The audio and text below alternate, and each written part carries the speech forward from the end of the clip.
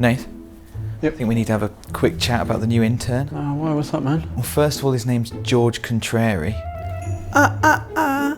It's pronounced Georges Contraire, okay? Look, okay, point taken, but we can't fire people just because they've got silly made-up names. What else you got? Well, he just spends all day distracting Dan with his stupid opinions. And that is why Alien 3 is totes the best movie in the entire franchise. Here's an unpopular opinion. I prefer Rob. Dave, I'm flattered. Unpopular opinion. Nobody thinks any less of you because you've got 0 platinums. No way, that's not an unpopular opinion, that's just a lie. But here are 7 unpopular video game opinions you'll definitely disagree with. Unpopular opinion number 1. I miss random battles in JRPGs. Now, don't get me wrong here, there are a couple of occasions that spring to mind where random battles have made me want to tear my own arms off and put them through a spiralizer, Temple of the Ancients in Final Fantasy VII, I'm looking at you. Random battles in complex dungeon areas that are full of puzzles and multiple paths can be a nightmare when you're trying to concentrate on working your way forward, but the majority of your time in JRPGs isn't spent picking your way through complex dungeon areas. No, the majority of your time in JRPGs is spent either in towns watching the story develop or grinding on the world map. And it's this grinding to which random battles are really suited. I thoroughly enjoyed my time with Ni no Kuni 2 recently, so much so that I platinumed it. But grinding my way to a high enough level that I could take on the elite tainted monsters or the 10th Dreamer's Maze meant multiple runs through areas of world map populated by monsters that, once defeated, just disappear until you move far enough away for them to respawn. Back in my day, you'd find yourself a good grind spot and then run around in circles for hours on end. What's wrong with running around in circles for hours on end? What is wrong with that? You've got an infinite supply of monsters. You can find areas filled with enemies that give you the highest amount of EXP every time. Final Fantasy VIII's island closest to hell was an endgame grinder's dream. That and the island with all the cactuars on it. In Ni no Kuni 2, if I want to continually fight dragons for big chunks of EXP, I have to kill the 2 or 3 wandering the highlands and then wait ages for them to respawn. Ugh, not having random battles is a pain in the ass. How about this? JRPGs should have random battles, but with the option to turn them off if you just can't be bothered. That way you can explore without distraction and grind without restriction. I've solved it, everyone. I have solved it. Entry number 2. Cutscenes can be the most exciting part of a video game. Now, cutscenes get a lot of stick, and I don't think it's the cutscene's fault. A cutscene can't help it if it's been poorly implemented or breaks up gameplay pacing. Stop blaming the cutscene! Oh, nobody likes me. It's okay. You can come and live with me. The thing is, when cutscenes are used properly, they can be incredibly exciting and, if anything, add to the gameplay. I remember playing Final Fantasy VIII and slogging my way through the Dollet Seed exam. I was a JRPG rookie at the time and that goddamn metal spider thing was giving me all sorts of trouble.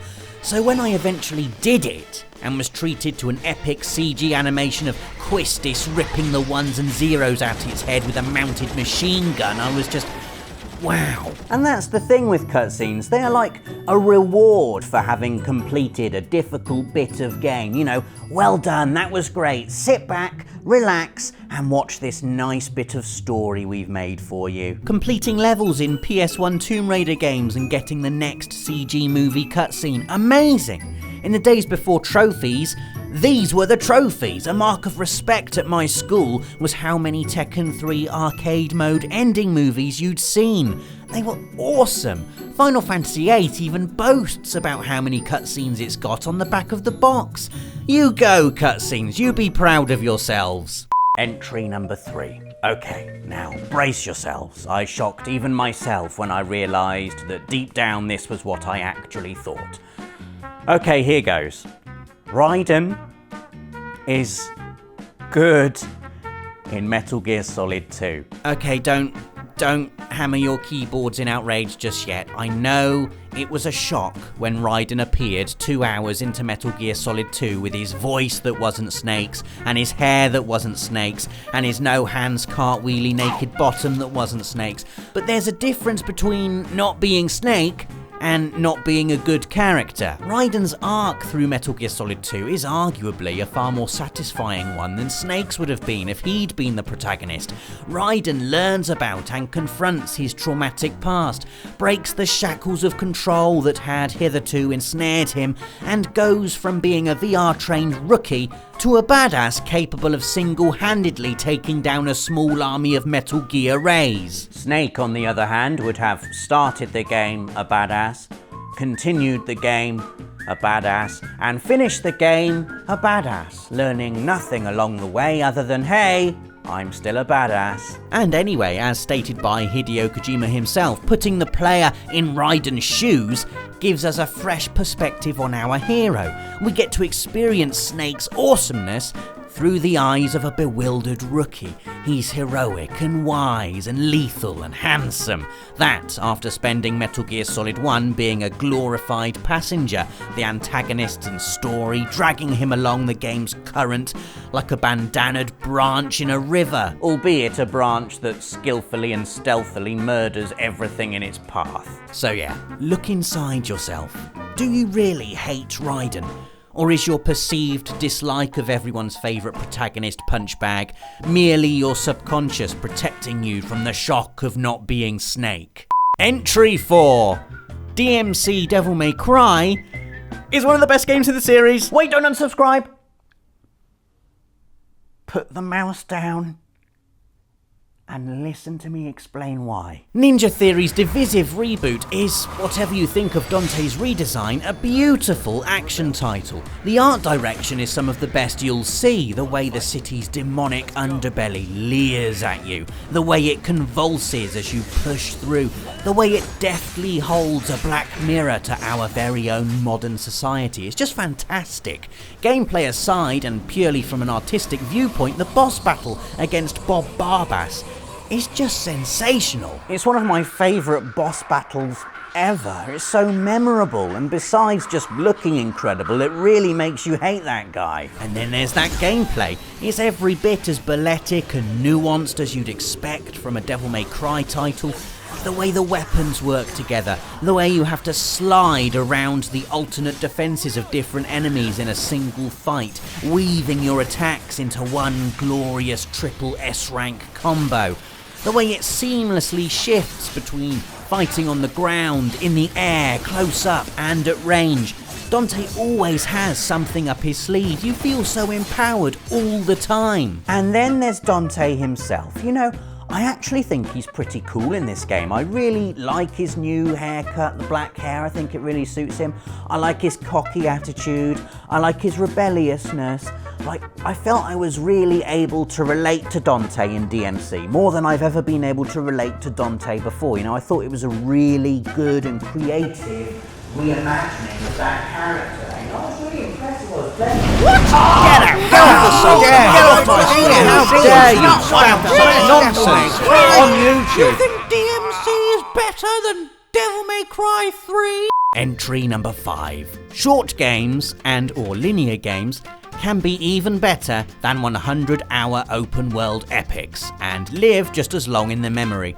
Everything is open world these days and lasts forever. Even games that used to be tighter, linear experiences have expanded into epic, open-ended AAA blockbusters with player freedom at their centre, and yes, they are amazing.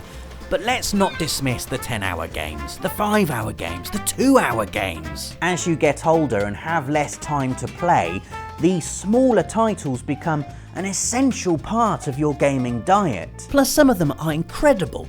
What Remains of Edith Finch is one of my top 5 games of this entire generation. 2 hours of varied, original, artful, emotionally affecting gameplay and story that I've played just the once but is forever seared into my memory. Abzu, Journey, Dear Esther, Oxenfree, all games you can finish in one sitting, but that will send ripples through your mind pool for years to come. Also, it's refreshing to play games that know when they're over. You finish Edith Finch or Rhyme and there's no pressuring nudge into an expanse of endgame content, no new game plus, just an ending, the credits, and then a dull echo of emotion in your chest for possibly years to come. Actually, that might just be the large chips I had at lunch. Next up, we've got an opinion so unpopular, even I disagree with it, and that is, inverted controls should be standard, an argument Nathan and George are about to put to you. Go on then, let's have it. Well, look, it's easy. The way I see it, the stick is like your neck, like your head, and when you pull down on the stick, it's like your head going up. And when you push forward, it's like your head going down. It's easy. Yeah, you don't look up with your head though, you look with your eyes, and when I want to look up, my eyes go up. Yes, but think about the movement of an eyeball. As it looks up, it goes like this, doesn't it? It rotates backwards. And so if you translate that movement there into an input on an analog stick, you'd actually be pulling the stick back to look up. Up is up and down is down, you stupid pair of planes. Our final entry on this list of unpopular video game opinions you'll definitely disagree with is that video games are fun and fulfilling on easy mode. And by extension, playing on easy mode is a legitimate way to play games. This sort of fits into the whole short games are great point in terms of allowing gamers without as much time as they used to have to experience sprawling narrative adventures without having to worry about being turned into mulch every time they encounter a combat scenario. Also, gamers like me with an incredibly low patience threshold just can't be doing with dying any more than twice in a row. If I die more than twice in a row, that's it, the game's off. I've stopped having fun. If I'm dying, it's a level of challenge I'm not interested in. I like to feel like I've been tested. I want a boss to push me to my limits, but then I want to win first time and feel really good about myself. And so I never play on hard mode, and I will switch down to easy rather than wait until I've got good. But even just playing on easy from the beginning can be fun and rewarding. Take something like Uncharted. The thrill of the set pieces is diluted with every death. That sense of spontaneously stumbling through an epic burst of action and surviving by the skin of your teeth, diminished every time you don't survive by the skin of your teeth. And so sticking it on easy, or Explorer as Uncharted calls it, is for me a fantastic way to experience the one-shot thrill of a matinee action movie. On higher difficulties, Uncharted is very much a video game. You have to plan and hide and strategize and run away to recover if you get hit, and that's really cool and everything, but sometimes you just want to run around spraying bullets while feeling like an invincible hero. Go on, Dave, just put it on easy mode.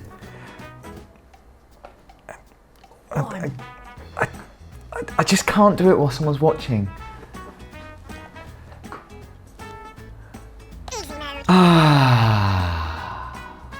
So there you go, 7 unpopular video game opinions you'll definitely disagree with. Let us know in the comments if you do actually agree with any of them. Tell us about any unpopular opinions you may have, and join us again next week for another Friday feature. Thanks for watching.